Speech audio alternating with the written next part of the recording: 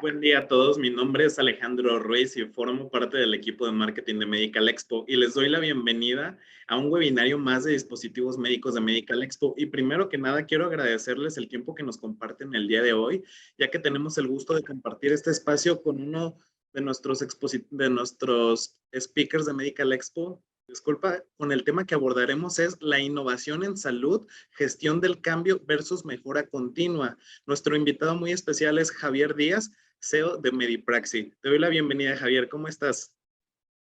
¿Qué tal? Buen día. Muchas gracias, Alejandro. Todo Un muy gusto bien. tenerte aquí con nosotros. El gusto es mío. Bueno, pues te cedo el espacio para que puedas comenzar con lo que es este tema tan interesante. Le comento a nuestra audiencia que pueden ir dejando sus preguntas aquí en el chat y al final de la presentación nos daremos un espacio de preguntas y respuestas, ¿vale? Perfecto. Comparto Adelante, entonces. gracias. Gracias. Comparto la presentación. Solo por favor, si podrías confirmarme cuando pueden verla. Listo, se puede ver correctamente. Muchas gracias, Medical Expo, por la invitación que nos hicieron a Medipraxi y es un placer para mí poder compartir esta mañana con ustedes este tema tan interesante. Bueno, estos temas sobre innovación, gestión del cambio y mejora continua que veremos a continuación. Normalmente cuando hablamos de gestión del cambio o de cambio en sí, como humanos tenemos un poco de temor, miedo, incertidumbre, etcétera. Es normal, pero realmente no es lo mismo un cambio personal que un cambio dentro de una organización.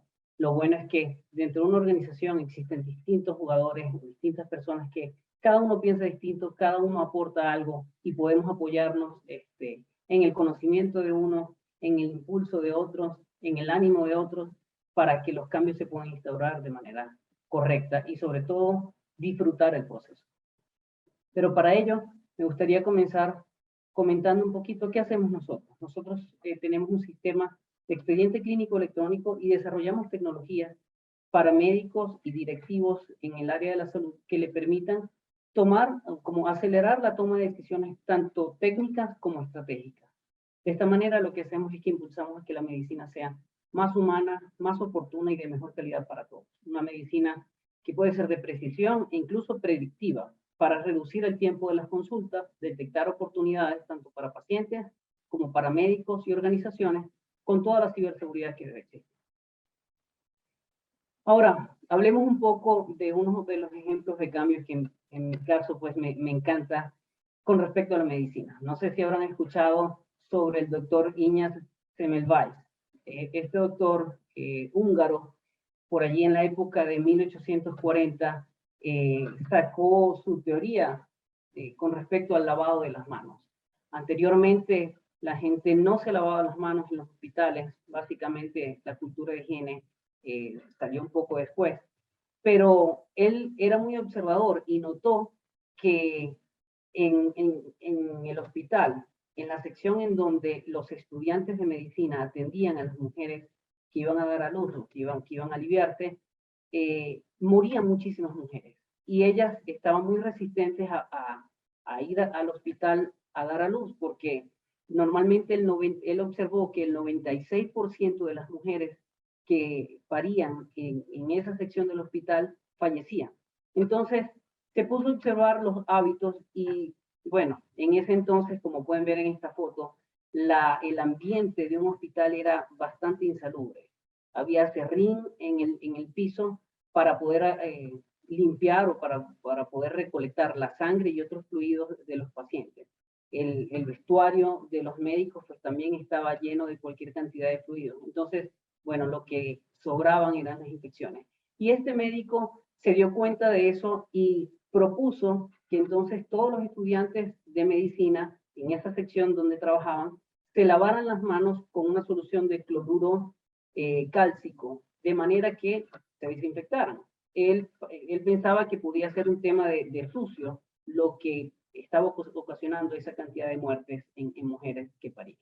Y ese cambio de mentalidad realmente le trajo muchos problemas porque la manera en la que él quiso instaurar este cambio no fue la correcta. Básicamente, él lo observó, pero no involucró a nadie al respecto. Entonces, se adueñó solo del proceso, no involucró a gente que podía influenciar a los demás, no involucró a la gente que tomaba decisiones más arriba de él en el hospital, de manera que sus colegas sintieron un poco de celo, rechazo, lo despidieron del hospital, se regresó a su tierra natal, a Budapest, en donde trató incluso de insistir en este proceso de cambio y no lo logró. Él notó que cuando se lavaban las manos los médicos, disminuyó a un 12% la tasa de mortalidad de las mujeres que parían. Y luego quiso crear ese cambio incluso con todas las personas que tuviesen contacto con las mujeres, con las parturientas, y resulta que disminuyó la tasa de mortalidad a menos del 1%. Entonces, definitivamente había un buen resultado, pero por la mala forma en la que trató de implementar el cambio, que fue de una manera realmente forzada, entonces no hubo participación de nadie, no hubo credibilidad de nadie más, y fue sacado del juego. En su tierra, en Budapest, comenzó a trabajar en un hospital, y sus colegas le tendieron una trampa, lo llevaron a un psiquiátrico y forcejeando, al parecer, se lastimó, tuvo algunas heridas y finalmente murió a la edad de 47 años a causa de ese forcejeo y porque básicamente se le infectaron las heridas. De la misma forma en la que morían las mujeres parturientas en el hospital donde él observó esta situación. Entonces, este ejemplo de cambio que data de hace casi 2 siglos es un muy buen ejemplo de cuando vemos algo que está bien, vemos algo, observamos una situación que puede ser mejorada, pero que sin una estrategia, sin un marco de trabajo correcto, simplemente no surte efecto. Ahora, vamos a ver un poco la agenda de lo que vamos a tratar. ¿Cómo empezar en el cambio? ¿Cuál es la técnica para poder hacer una difusión de innovación correcta? Vamos a hablar un poco sobre la gestión y la estrategia a aplicar durante el cambio, algunas lecciones de aprendizaje que hemos tenido en Medipraxis en la innovación y algunas conclusiones en donde vamos a compartir el paso a paso para poder instaurar un cambio.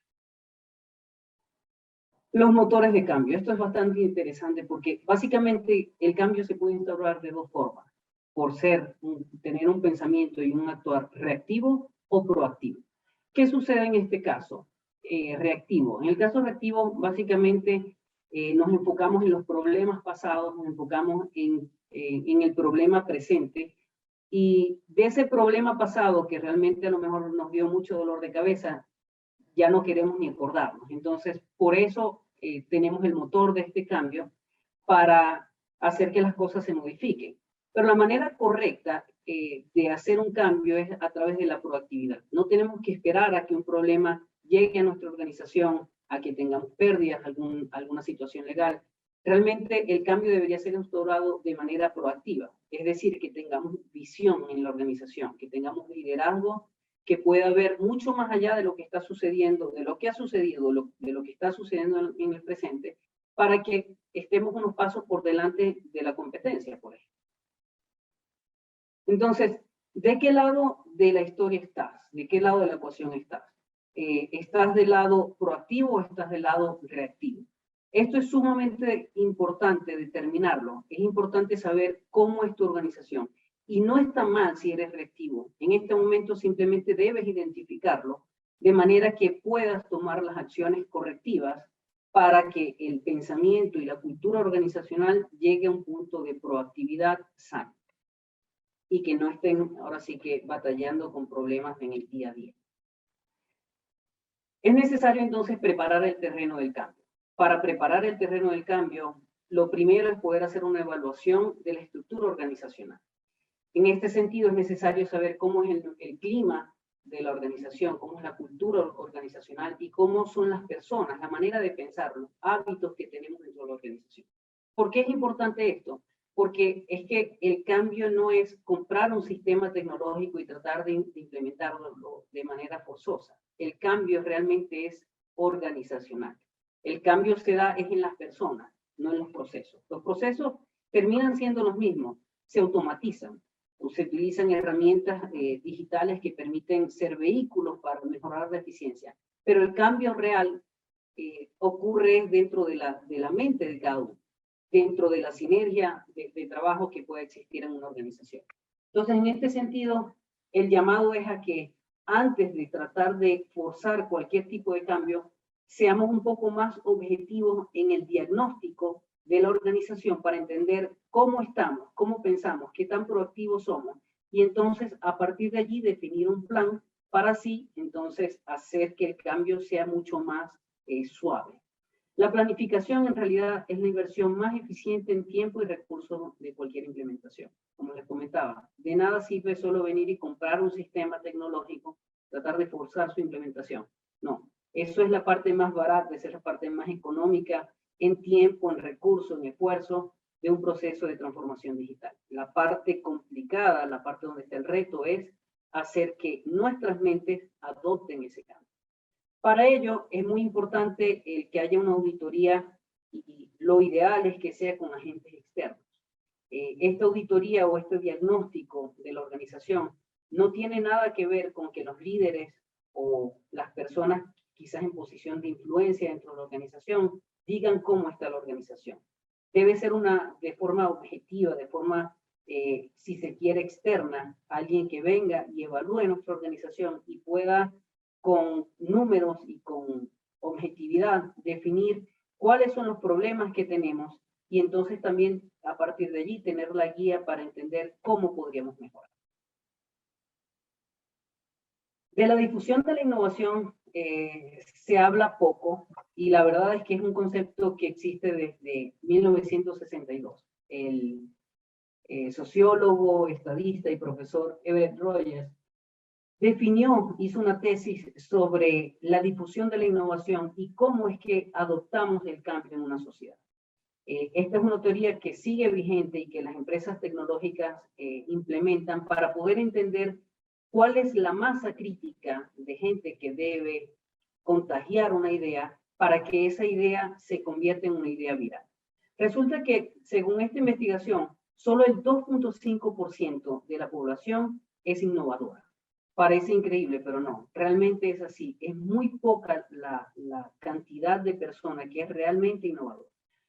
Luego tenemos un 13.5% que son los adoptantes tempranos. Estas son personas que básicamente siguen a la gente que comienza el proceso de innovación. Tenemos luego un 34% que se le denomina la mayoría temprana, luego 34% que es la mayoría tardía y el 16% son rezagados. El innovador es una persona sumamente entusiasta, es una persona sumamente arriesgada, sumamente visionaria, que es el responsable de instaurar el cambio dentro de cualquier organización, incluso dentro de un estado o país. El adoptante temprano es una persona que también asume mucho riesgo y normalmente es una persona que técnicamente es muy solvente y que tiene mucha visión y puede ver los problemas fácilmente dentro de una organización y entonces comienza a tratar de dar soluciones. Él sigue al entusiasta que es el innovador. Es un poco menos creativo, pero normalmente alguien que tiene un muy buen criterio técnico y mucha visión.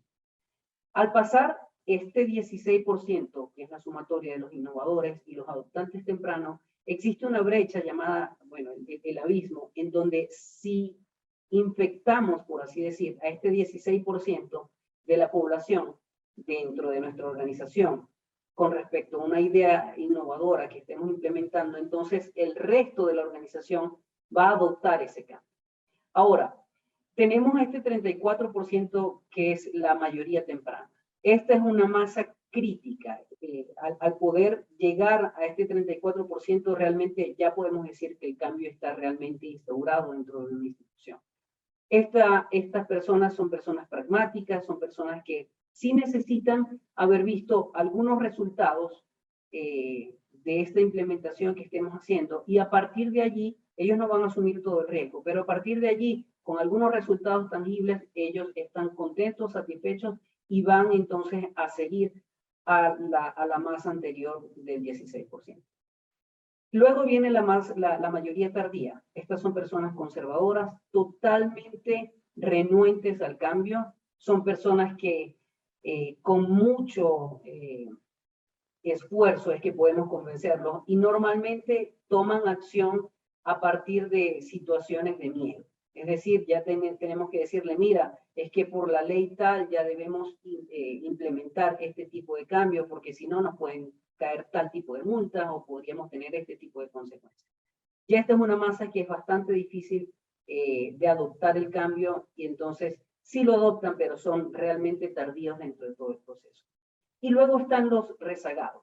Estos sí son los que no quieren cambiar. Estos son totalmente escépticos e incluso una vez que se promueven leyes, que se establecen leyes que dicen a partir de hoy el proceso se va a hacer de otra forma, estos serían capaces de ni siquiera implementar un cambio de manera forzada, aunque sea legalmente lo correcto. Entonces, estas sí son, ahora diría yo que son las masas perdidas. Realmente es muy difícil y el nivel de esfuerzo para convencerlo es infinito. Entonces, dentro del cambio de una organización es imprescindible que podamos entender que necesitamos encontrar quiénes son las personas innovadoras en la organización y quiénes son los adoptantes tempranos, porque con ellos vamos a alcanzar lo que se llama en el cambio la masa crítica, que nos va a permitir llegar al resto de la organización. En la difusión de la innovación, esto no es un tema de arte, esto es matemática pura. El primer responsable de crecimiento de Facebook, una persona que es hindú, Chamath Palihapitiya, hizo, bueno, gracias a la estructura de Facebook y a la estructura de las organizaciones tecnológicas que normalmente tienen mucha apertura para que haya error, que eso es muy importante, porque mientras más temprano fallemos, pues más temprano vamos a aprender dentro de la organización. Gracias a ese pensamiento crítico en donde el error es aceptado para aprender, entonces se le permitió hacer miles de experimentos que pudieron, le permitieron llegar a la ecuación matemática que hizo que el día de hoy Facebook es lo que es. Él determinó que para que Facebook pudiese plagar al mundo, por así decir, era necesario que cada usuario en ese momento estuviera conectado con 7 personas en un periodo de 10 días. De manera que así es que se podía, entre comillas, infectar al mundo con el virus de Facebook. Es de la misma manera en la que cualquier organización debe poder calcular su ecuación de difusión de innovación y debe entenderse que es un número, que es matemática pura y que hay un proceso en tiempos y en implicaciones de recursos.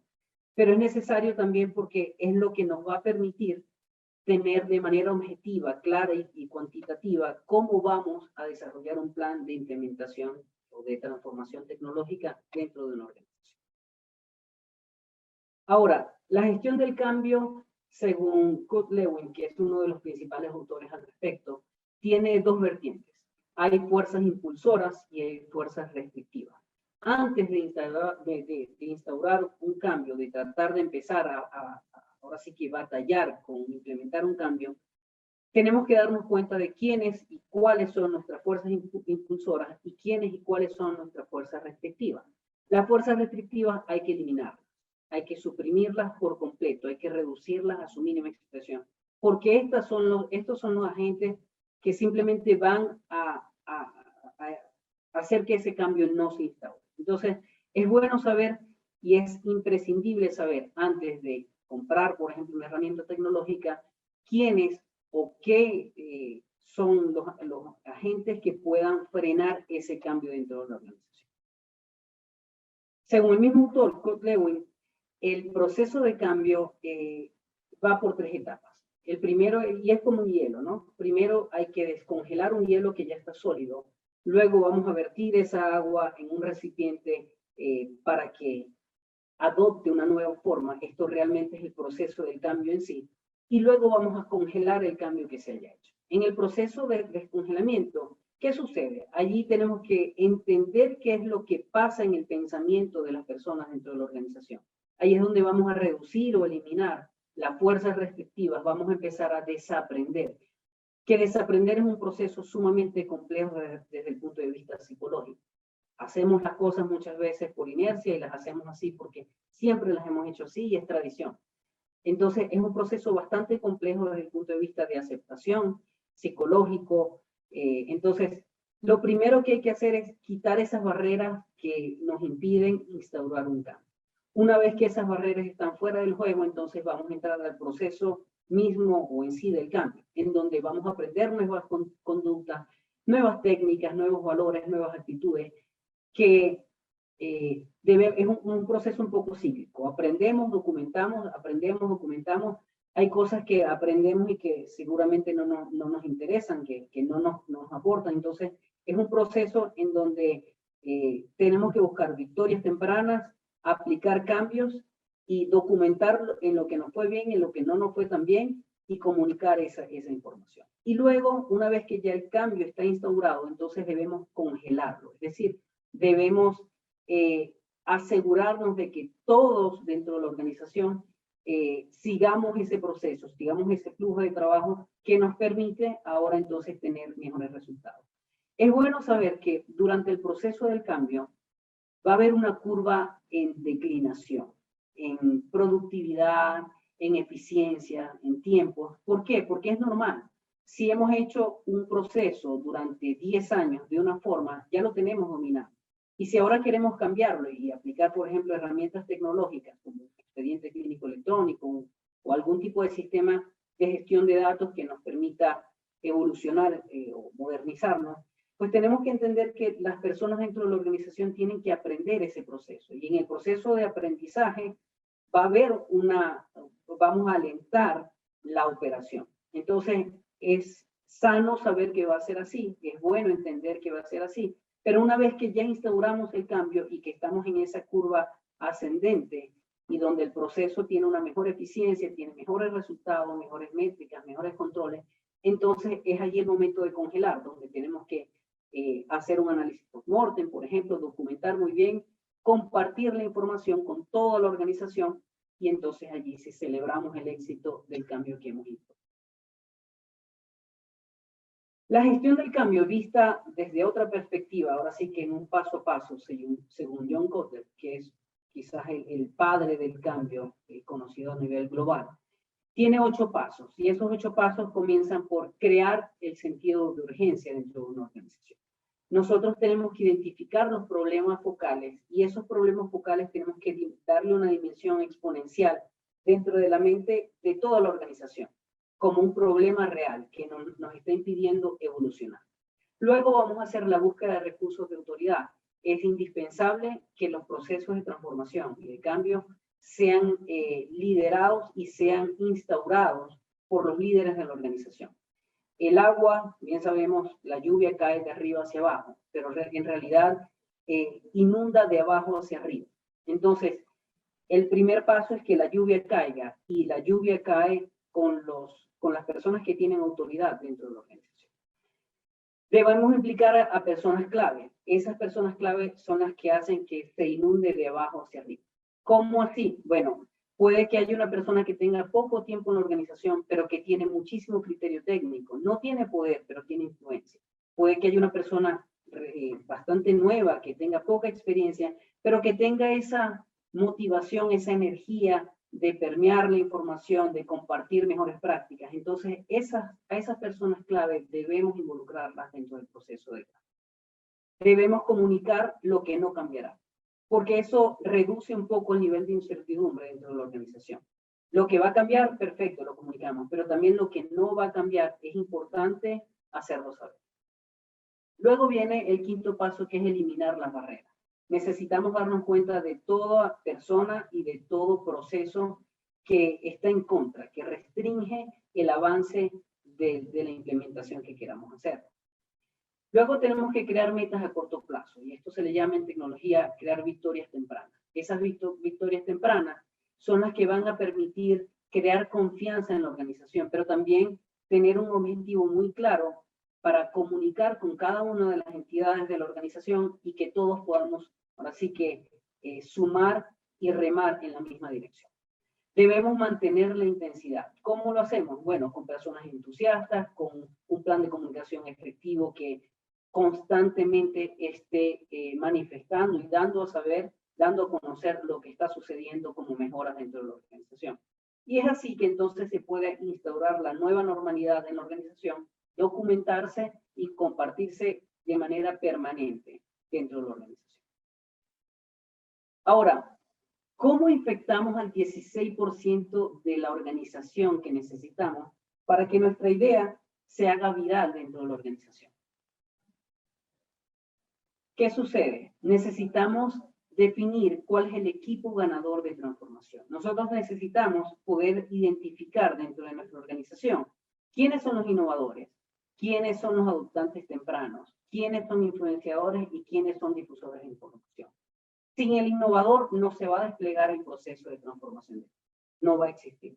Sin el adoptante temprano no vamos a llegar a ese nivel de masa crítica, que es el 16% de la población dentro de nuestra organización, que va a permitir que entonces ya la difusión del cambio sea de manera orgánica y no tan forzada.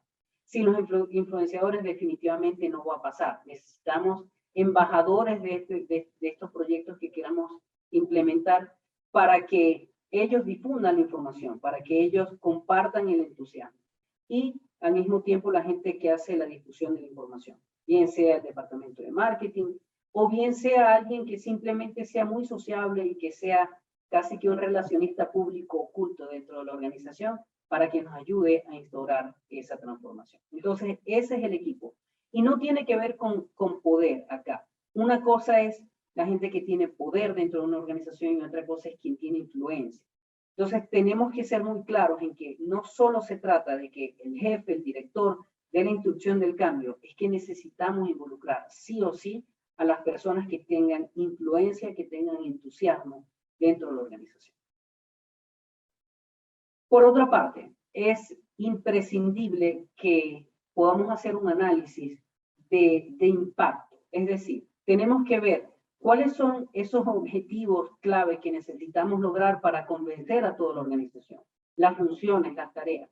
Tenemos que definir cuáles son esos objetivos clave que al mismo tiempo requieren un nivel mínimo de esfuerzo. Es decir, algo que tenga alto impacto dentro de la organización, pero que el nivel de tiempo, de dinero, de recursos de personal, etcétera, o técnico, sea lo mínimo posible. ¿Por qué? Porque es así como la manera en donde vamos a crear confiabilidad, en donde vamos a crear esa empatía por la gente que cree y sobre todo por la gente que no cree en que el cambio podría traer beneficios.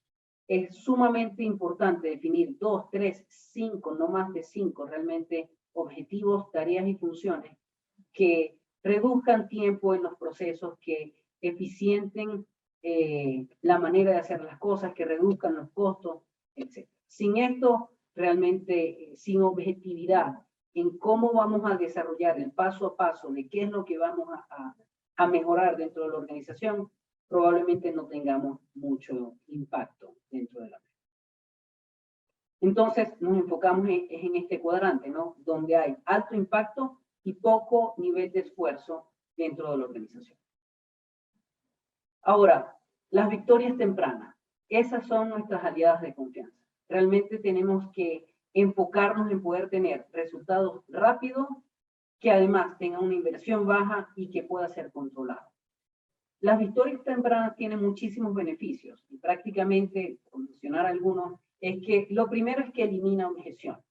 El definir qué es lo que quiero hacer y poder dar una respuesta, una solución de manera temprana dentro de la organización, va a hacer que los que no crean en el cambio realmente no tengan nada que decir al respecto. Es como, así que es taparle la boca al incrédulo. Pero también es impulsar el proyecto, impulsar al equipo que lo está implementando y hacer que los que ya creen pues puedan creer un poco más al respecto. También da continuidad al proyecto. Esas victorias tempranas garantizan de que no solamente la gente que está participando actualmente siga participando, sino que se va a sumar más gente al proyecto porque ya hay respuesta efectiva. También representa una inversión inteligente y enfocada. No podemos empezar a implementar algo sin estar muy claros en cuáles son esas victorias tempranas que queremos que demuestren dentro de la organización la efectividad y el poder de ese cambio que estamos implementando. Aumenta la credibilidad del proyecto, todo sentido, y da apertura de mente a todos. Y esto es sumamente importante porque comentaba, el cambio no es un tema de comprar una herramienta y tratar de meterla a fuerza dentro de una organización. Realmente es un tema de apertura de mente, es un tema de cultura organizacional. Entonces, es sumamente importante que podamos dar esos pequeños pasos dentro del proceso del cambio que hagan que la gente comience a cambiar su manera de pensar con respecto al cambio. Y que en vez de darles un poco de miedo, que les dé un poco de entusiasmo al ver que se están instaurando cambios que están dando resultados positivos dentro de la organización. Entonces, voy a mostrarles algunas de las lecciones aprendidas con respecto a la innovación en salud que tenemos en Medipraxis. Quiero empezar por comentarles. Nosotros desarrollamos un sistema que básicamente a partir de los datos del expediente, todos los días corre algoritmos o procesos que detectan a pacientes con oportunidades oncológicas, cardiovasculares, metabólicas o en temas de salud ocupacional. Los datos que estoy mostrando son datos de un demo, no son datos reales de ninguna persona. Entonces, supongamos que el médico llega el lunes en la mañana y abre el sistema. ¿Y qué va a haber en el sistema? Bueno, una lista de personas que hoy, a partir de hoy, tienen un riesgo cardiovascular elevado. Y entonces podemos ver, bueno, este paciente tiene un riesgo muy alto cardiovascular y resulta que, según GloboRisk, que es una calculadora predictiva de riesgo cardiovascular, ya que el paciente es hombre, es fumador, es diabético, tiene un colesterol de tal dimensión, tiene una presión arterial X y tiene 67 años de edad, pues tiene un riesgo cardiovascular de 22, el cual a partir de 15 es realmente elevado. Entonces, según la Sociedad Mexicana de Cardiología, el objetivo terapéutico para este paciente es que tenga un colesterol por debajo de 70. Y la recomendación de esta asociación es que se le puede indicar estatinas a dosis altas. Y entonces tenemos una guía o una bibliografía respecto a esta recomendación. Pero también entonces tenemos que la Asociación Americana del Corazón establece que se le puede dar aspirinas a bajas dosis. Y entonces tenemos la bibliografía correspondiente para esta parte. Esto es algo que cambia la manera de hacer el proceso. Normalmente el paciente viene cuando se siente mal y entonces el médico atiende a un paciente que ya está enfermo. En nuestra perspectiva de cómo aplicar la tecnología para la salud, básicamente queremos impulsar el pensamiento proactivo, el pensamiento incluso o un análisis predictivo. Aquí, por ejemplo, si queremos ver, hay algunos pacientes que tienen riesgo para un cáncer de pulmón. Entonces, esta persona tiene alto riesgo de cáncer de pulmón. Y podemos ver el detalle porque está en este rango de edad, es fumador activo, tiene un índice paquete de daño de más de 20, y entonces, según el US Preventive Service Task Force, se le puede hacer una tomografía computarizada a baja dosis anual. Y entonces podemos ver la recomendación o la bibliografía correspondiente. Esto es una manera totalmente diferente de hacer las cosas. Y claro, no todos los médicos podrían estar contentos con algo así, porque dirán, ¿y por qué un sistema me va a decir qué pacientes tienen riesgo elevado de cáncer de pulmón? Pues claro, no podemos pretender que en la mente del médico estén todos los datos de los pacientes y que todos los días se estén recordando de los factores de riesgo y que todos los días estén estudiando para saber cuál es la última actualización de guías para entender el nuevo protocolo de detección temprana de cáncer de pulmón, por ejemplo. Pero nosotros entonces le damos un reporte con alertas, por así decir, con todos los pacientes que puedan tener riesgos oncológicos, cardiovasculares, metabólicos o referente a la salud ocupacional, de manera que el médico pueda ser mucho más proactivo. Y si veo a este paciente en esta lista, podría llamarle y decirle, hola, ¿qué tal? Mira, estoy viendo tu expediente, vi que cumpliste años hace una semana y entonces se modificaron las variables para hacerte una detección temprana de cáncer de pulmón porque tienes tales factores de riesgo. Me gustaría que vinieras por acá, por el consultorio. Estas son oportunidades en la vida del paciente que mejoran la experiencia de salud que le da su proveedor de servicios, pero también puede mejorar incluso los resultados de un consultorio, de un hospital, de una clínica, porque son oportunidades que no tenían en el radar y que cada una de estas oportunidades representa entre una consulta más, pero también estudios al respecto. Ahora, en la parte del expediente en sí, si nos vamos, por ejemplo, al motivo de consulta, normalmente un médico va a preguntar respecto al motivo de consulta de acuerdo a lo que sepa o de acuerdo a lo que tenga en su mente en el momento. Pero ¿qué pasa con un médico que lleva trabajando 15 horas? Y sucede muchísimo, ¿no? Ya su mente no funciona igual que en la primera hora. Entonces, nosotros tenemos formatos de motivo de consulta, por ejemplo, para una cefalea. que honran mejores prácticas, que siguen un proceso y que permiten, por ejemplo, a la hora de hacer investigaciones, tener una captura de datos mucho más eficiente. Pero esta no es la forma en la que el médico tradicionalmente trabaja, sino que alguien viene por una cefalea y comienza a preguntar de manera, no voy a decir aleatoria, hay un proceso en su mente, pero es muy distinto el proceso de un neurólogo al proceso de un médico que acaba de graduarse y es médico general y no tiene tanta pericia o tanta experiencia en el seguimiento de este proceso. Entonces, imagínense que, por ejemplo, la Asociación de Neurólogos del país pudiese hacer hacer los formatos de distintos motivos de consulta que tengan que ver con situaciones neurológicas y entonces bajo esos formatos guiar a los médicos con menos experiencia para seguir el proceso. Por ejemplo, para preguntar el modo de inicio del dolor o la causa aparente de la cefalea, la localización de la cefalea, de manera que no dejemos por alto algún proceso o alguna pregunta crítica en el flujo para analizar un. Luego, en la parte del diagnóstico y plan, si este paciente vino por una cefalea, yo no lo puedo atender solo, no lo debo atender solo por la cefalea. Él puede tener muchas más oportunidades. Entonces, el sistema me puede decir, a ver, ¿cómo están sus medidas antropométricas? Pero ¿cómo deberían estar? ¿Cuáles son sus metas de acuerdo a qué es hombre, a su edad, a su estatura? ¿Cómo deberían ser sus metas? Pero también puedo ver que, por ejemplo, en el caso de este paciente, pues tiene riesgo cardiovascular.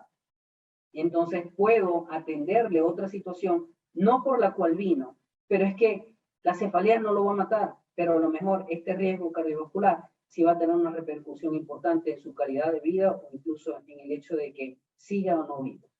También este paciente, por ejemplo, puedo ver que tiene una oportunidad para hacerle una detección de aneurisma de la aorta abdominal, tiene un alto riesgo porque está en este rango de edad, porque es hombre, porque es fumador activo, y entonces le puedo realizar un ultrasonido abdominal.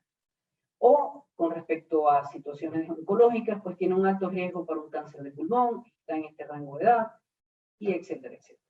Entonces, ¿qué sucede? Esta manera de ver la salud, esta manera de tratar de ser mucho más proactivo, de ser incluso predictivo, no encaja con la manera tradicional de pensamiento del médico. Entonces, en ese sentido, nuestras lecciones aprendidas son las siguientes. El enfoque tradicional del médico es pensar, a ver, yo atiendo al paciente solo cuando venga por consulta. Nosotros no pensamos así. El enfoque de innovación es, yo me adelanto a lo que pueda tener el paciente y le mejoro la experiencia y realmente me involucro mucho más en el proceso de salud de este paciente.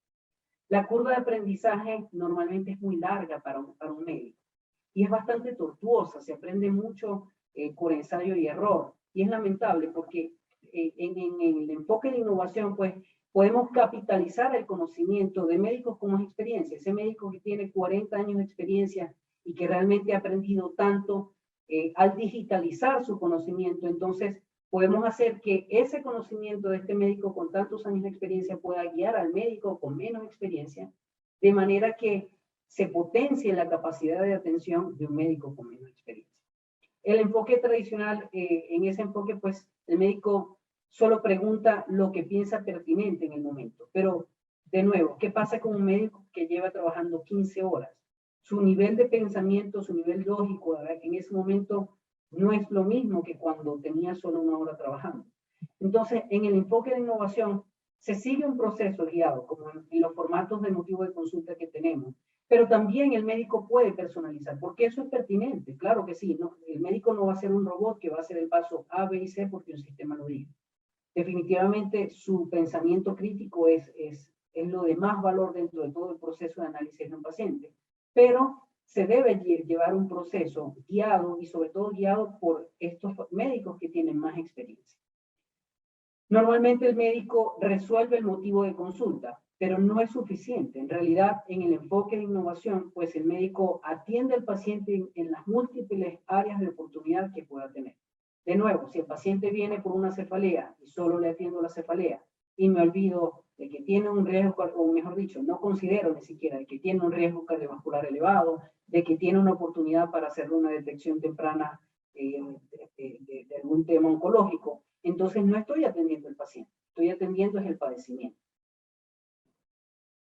Ahora, en la gestión del cambio, y si hablamos de la gestión del cambio y de la mejora continua, en realidad la mejora continua es una parte de la gestión del cambio.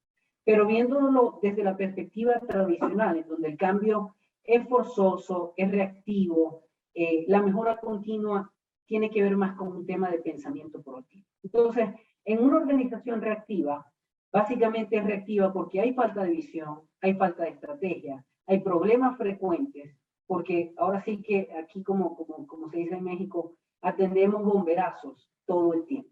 Todo el tiempo estamos en deuda técnica, todo el tiempo estamos saturados de trabajo.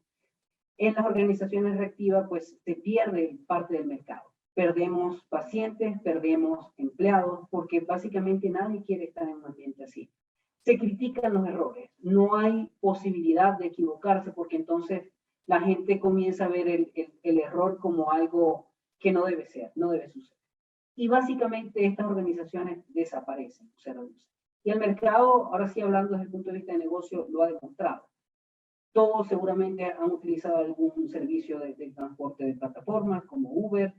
Todos o mucha gente seguramente ha utilizado un servicio de alojamiento como Airbnb o alguna plataforma de renta vacacional.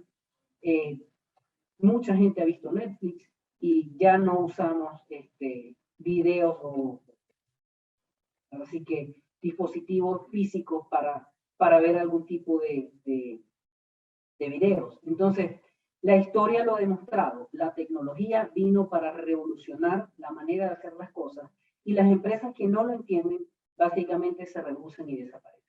En las organizaciones proactivas, la visión es clara. Sobre todo en la parte de liderazgo, se tiene una visión muy clara de a dónde se quiere llegar. Sin saber dónde queremos ir, básicamente es imposible llegar a ninguna parte. Hay una estrategia definida porque sabemos hacia dónde vamos.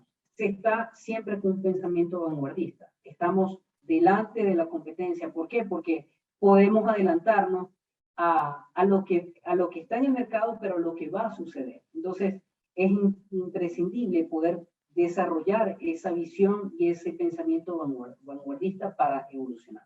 ¿Hay un dominio del mercado? Claro que sí.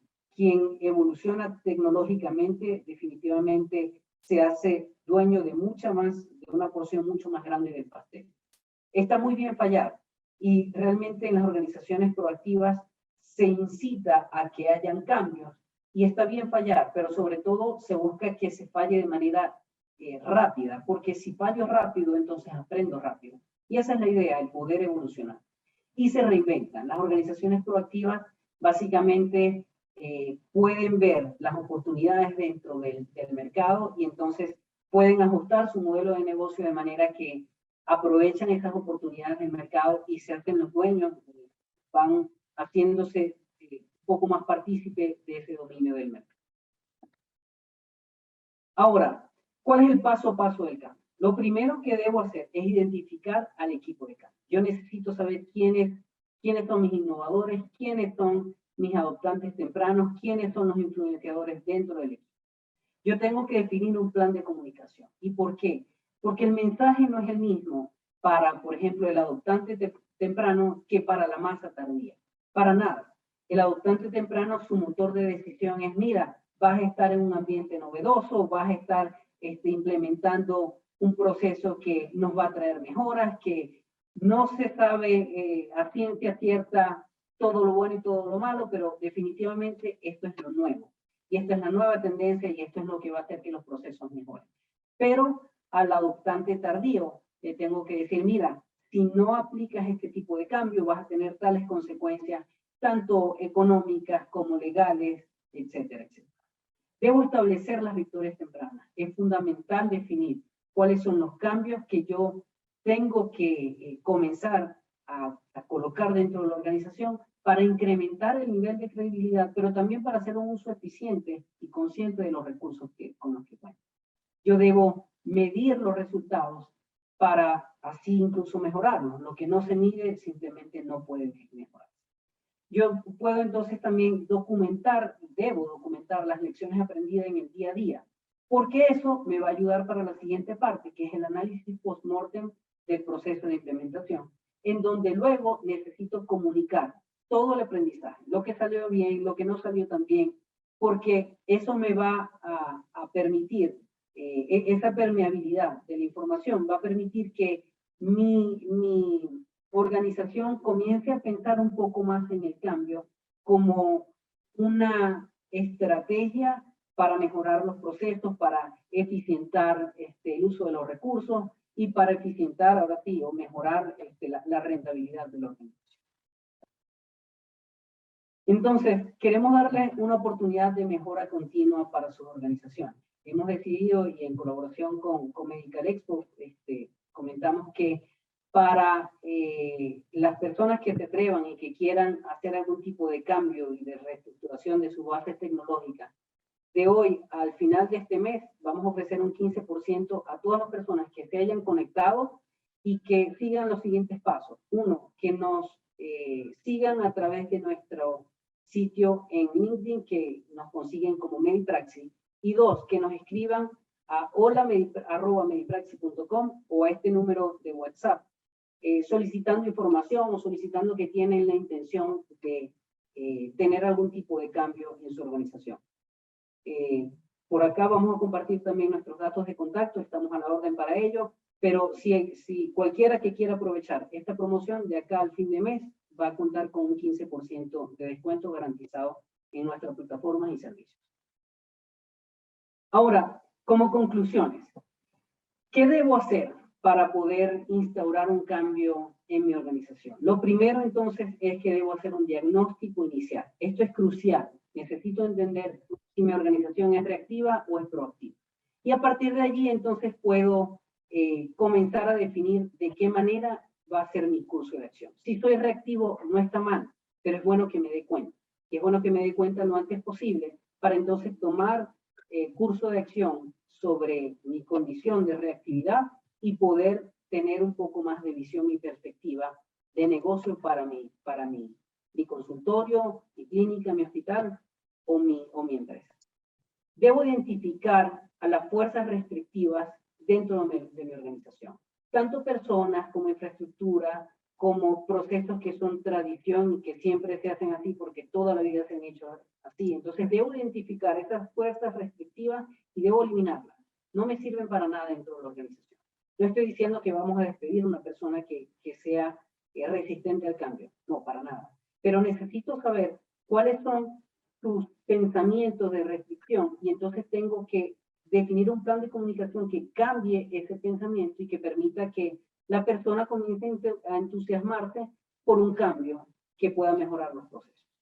Debo saber o identificar cuáles son las victorias tempranas dentro de mi proceso, porque ellas son mis mejores aliados.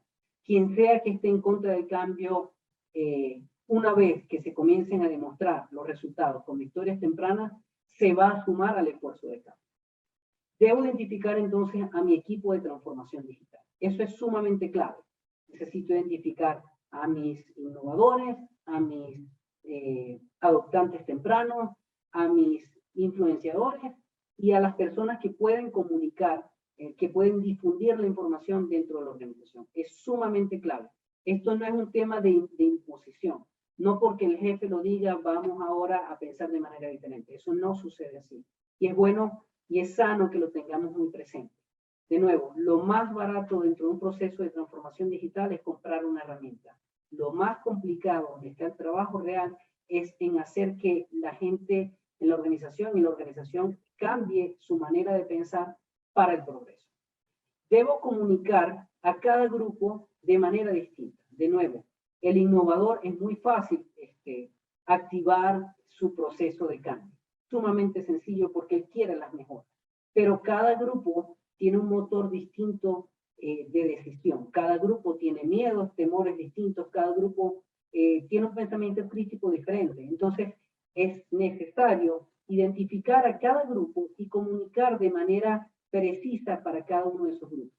Yo no puedo pretender que una persona a lo mejor de 60 años dentro de la organización esté totalmente motivada por hacer un cambio tecnológico cuando quizás no sepa utilizar una computadora. Entonces, necesito identificar cuáles son estas fuerzas restrictivas y a veces la persona de 60 años puede ser sumamente innovadora, pero necesito entender cuáles son sus motores para adoptar o para rechazar algún cambio y trabajar en función de cada uno de los motores que cada grupo pueda tener. De nuevo, fallar es increíble, pero fallar es increíble cuando es rápido y aprendo de él. Fallar, fallar y fallar y no documentar y no aprender de allí, eso sí es fatal. Pero necesito entonces poder fallar de forma temprana y garantizar que de allí estoy aprendiendo. Y luego documentar y compartir las lecciones. Si no documento, básicamente aprendo de ensayo y error y cada persona que entre a mi organización va a aprender por ensayo y error y no es lo que queremos. Queremos que la curva de aprendizaje sea muy acelerada y queremos que esas lecciones aprendidas, esas cosas que hicimos bien en la instauración del cambio o esas cosas que no hicimos tan bien, todo el mundo pueda conocerlas para que ese cambio se pueda repetir de manera indefinida, es decir, que sea una mejora continua y un pensamiento proactivo constante dentro de la organización. Así que el momento del cambio es hoy, no es mañana, no es pasado. Tenemos un fin de semana para reflexionar al respecto, pero básicamente el momento del cambio es hoy y los animo a que puedan quizás pensar un poco más al respecto, reflexionar y ojalá pues tengan también la intención de acompañarnos en esta aventura del cambio. Nosotros tenemos sistemas tecnológicos para gestión de información de pacientes, pero sobre todo muchísima experiencia en la implementación de procesos de cambio. Y esta es nuestra principal fortaleza, por así decirlo, ¿no? Como comentaba, un sistema puede salir de cualquier lugar, pero el conocimiento de cómo instaurar, cómo implementar un cambio, esa es nuestra principal fortaleza. Aunque claro, nuestro sistema realmente comparado con cualquier sistema que hayamos evaluado, tiene unas ventajas competitivas bastante importantes que ustedes las podrán haber visto en la pequeña demostración que hice. Así que, bueno, dejo acá mis datos de contacto. También la organización de Medical Expo seguramente por allí publicó los datos de contacto nuestros. Quedo a la orden y muchísimas gracias por el tiempo. Pasamos a la sesión de preguntas y respuestas si tienen algunas preguntas.